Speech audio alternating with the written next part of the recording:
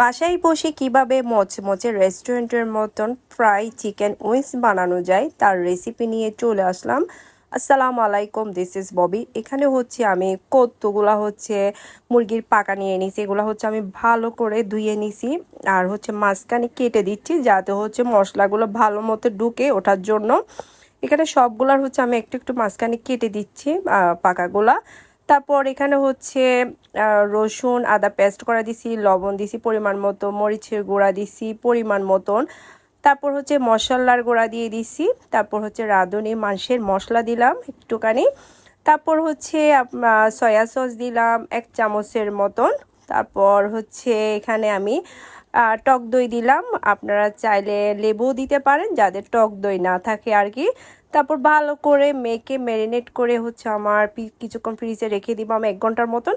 1 ঘন্টা পরে হচ্ছে আমি নিলাম, এগুলো হচ্ছে ময়দা দিয়ে ভালো করে মেখে হচ্ছে আমি তেলে ফ্রাই করে ফেলতেছি।